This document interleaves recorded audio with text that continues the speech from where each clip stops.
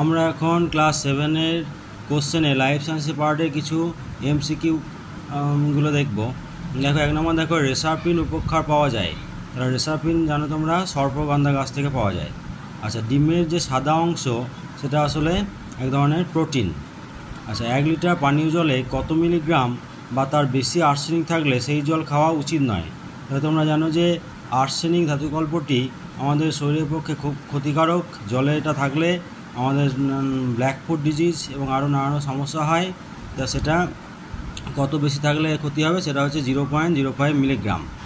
আচ্ছা, কোয়াশিওরকর রোগটি হয় কত বছর বয়সী শিশুদের? এটা সাধারণত 1 থেকে 4 বছর বয়সী শিশুদের হয়ে থাকে। আচ্ছা, তারপর দেখো সাইবেরিয়ার বাঘের অস্তিত্ব সংকটের প্রধান কারণ হচ্ছে তাদের বাসস্থান ধ্বংস হয়ে যাওয়া। আচ্ছা, দেয়ালের রং, তারপরে খেলনা গাড়ির ব্যাটারি তৈরি করতে যে ধাতু বা ধাতুর যৌগ ব্যবহার করা হয় সেটা হচ্ছে সীসা। আচ্ছা, তারপর দেখো পৃথিবীতে মোট জলের কত শতাংশ পান করার উপযোগী? তাহলে অ্যান্সারটা প্রথমে দেখে নিই। অ্যান্সার হচ্ছে 0.037%। তার মানে পৃথিবী 3 ভাগ জল হলেও 1%ও আমাদের পান করার উপযোগী নয়।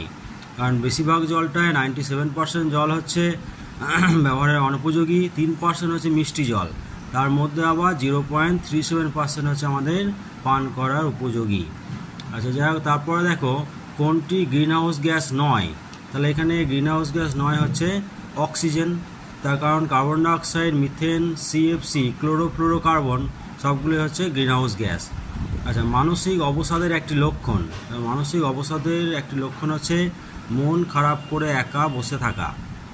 বেশ, তারপরে দেখো যে মেরু অঞ্চলে বরফ গলে যাওয়ার ফলে বিপন্ন হয়ে পড়েছে কোন প্রাণীর? তাহলে প্রথমেই বিপন্ন হবে যারা মেরু অঞ্চলে বাস করে, সেটা হচ্ছে পেঙ্গুইন।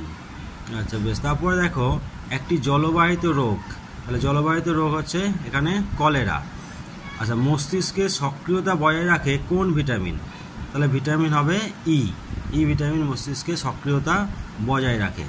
তারপর দেখো রান্না না করা মুরগির মাংস বা পাস্তুরাইজ না করা দুধ খেলে যে রোগের সম্ভাবনা থাকে সেটি হচ্ছে কিন্তু ক্যাম্পাইলোব্যাকটেরিওসিস।